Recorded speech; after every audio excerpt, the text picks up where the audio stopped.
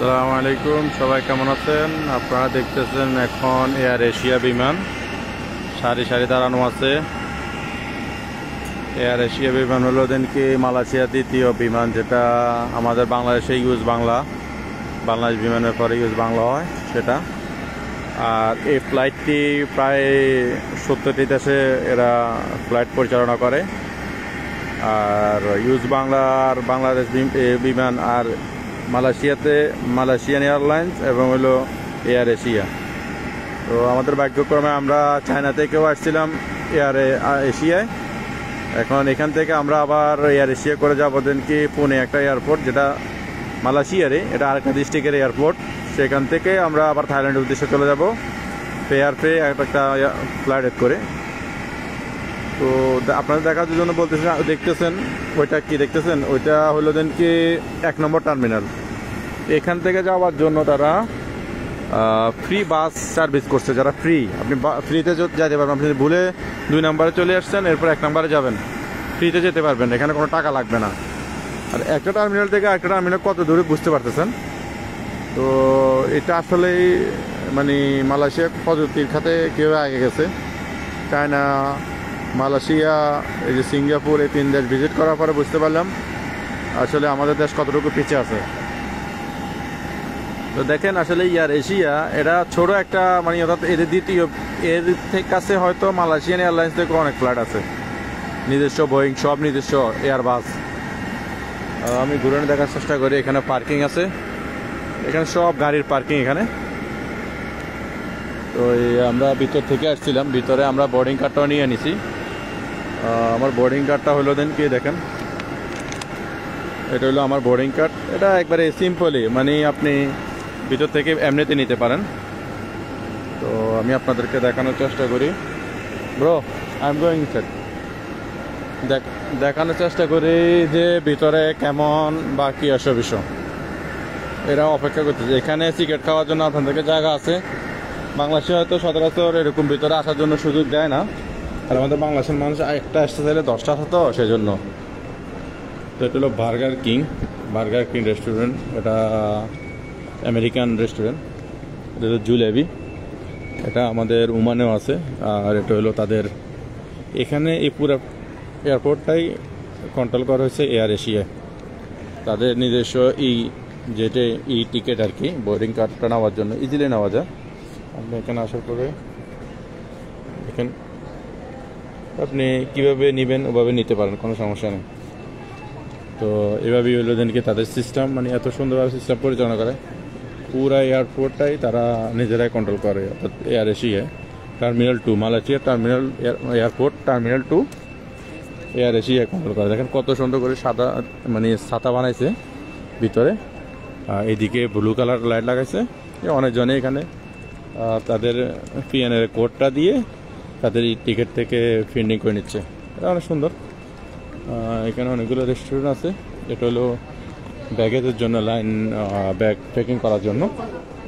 দেখেন এরা চাইনিজ, হয়তো এরা গোয়াঞ্জ যাবে, তারা হয়তো ওই দেশের জন্য নিতেছে। একবারে ইজিলি সব কিছু সম্ভব। এটা হলো স্টার বক্স, এটা ও আমেরিকান পণ্য, যেটাকে বলা হয় ইসরায়েলে টাকা প্রেরণ করে। আচ্ছা, আমার নেটটা একটু ডিস্টার্ব করছিল, সেজন্য আমি করতে পারি না। দেখেন এটা আবার ডিরেকশন দিয়ে আছে আপনি কীভাবে বোর্ডিং কার্ড নেবেন। এই মানে সবাই নিজের মতন, এখানে কোনো এই যে বোর্ডিং কার্ড নেওয়ার জন্য কারো পিছনে ঘুরে লাগবে তা না। দেখেন এখানে ডিসপ্লেতে লাগানো আছে কোথা থেকে কোন দিকে অ্যারাইভেল, কোন দিকে বা ডিপেচার কোন দিকে।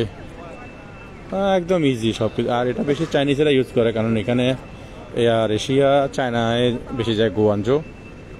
তো এই হিসাবে একজন এয়ার হোস্ট তোমারটা কই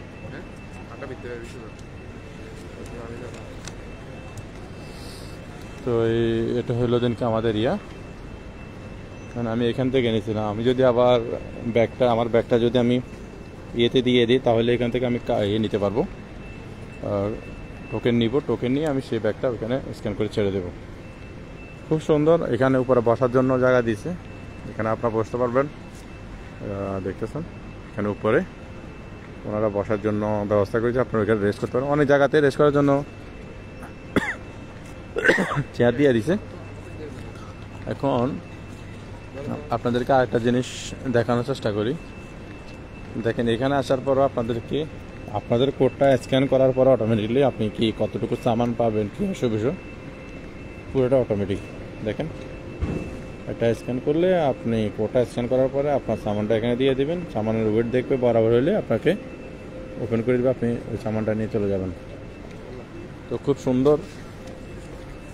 সুন্দর একটা তো ইনশাআল্লাহ দোয়া করবেন। আমরা থাইল্যান্ডে যাচ্ছি, থাইল্যান্ডে যাওয়ার পরে আমি থাইল্যান্ডের অনেকগুলো ভিডিও আপনাদেরকে দেখাবো।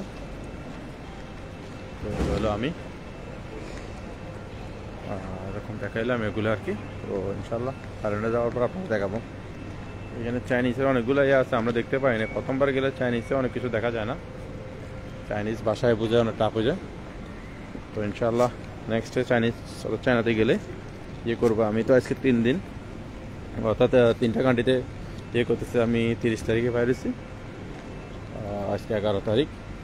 আশা করি ইনশাআল্লাহ 18-19 তারিখের ভিতরে আবার আমি মাস্কেটে পৌঁছাবো।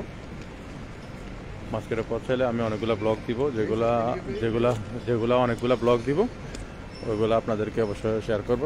সে পর্যন্ত আমার পেজটি ফলো দিয়ে রাখুন, লাইক এবং শেয়ার দিয়ে আমার সাথে থাকুন। ধন্যবাদ। ঠিক আছে, সবাই ভালো থাকেন, সুস্থ থাকেন। একটু পরে আরেকটা লাইভ দিব, সেটাতে আপনাদেরকে আরও কিছু ইনফরমেশন দিব। আর যারা মালয়েশিয়া আছেন তারা তো অনেক কিছু জানেনি, মালয়েশিয়ার বাইরে যারা আছেন তাদের জন্য অনেক কিছু ইনফরমেশন। যারা টুরিস্ট আছেন আপনারা ভয় পাওয়ার কিছু নাই। আপনাদের যে গ্রেপটা 12টার পরে অনেকে বলে টাকা অ্যাকসেপ্ট করে না, ক্যাশ টাকা, আসলে ওটা সত্য না। 12টার পরেও তারা ক্যাশ টাকা অ্যাকসেপ্ট করে, কোনো সমস্যা না। আমরা সেই ভয়েই, আমাদের ফ্লাইট ছিল 6:05-এ, 6:40-এ, কিন্তু আমরা ভয়ে চলে আসছি প্রায় 1টার দিকে দিয়ে। তো যারাই এখানে আসেন বা ট্যুরিস্ট আছেন, আপনারা ভয় পাওয়ার কিছু নাই। আপনাদের যেই গ্রেপটা সবসময় 24 আওয়ার্স টাকা অ্যাকসেপ্ট করবো। তো রাতের বেলা অনেক সময় ক্যাশ টাকা, ওই কার্ডে টাকা অ্যাকসেপ্ট করে না, যারা ব্যাঙ্ক কার্ডে, কারণ তাদের কাছে ব্যাঙ্ক কার্ড নাই, এবং তারা এখানে যে অনলাইন ব্যাঙ্কিং আছে সেটাও অ্যাকসেপ্ট করে না। তো ঠিক আছে, কোনো টেনশন না, আপনারা এনজয় করেন, গ্রেপও ইউজ করেন, কোনো সমস্যা নেই। ঠিক আছে, ভালো থাকেন, সুস্থ থাকেন। ধন্যবাদ সবাইকে, ভিডিওটি শেয়ার করে দেবেন।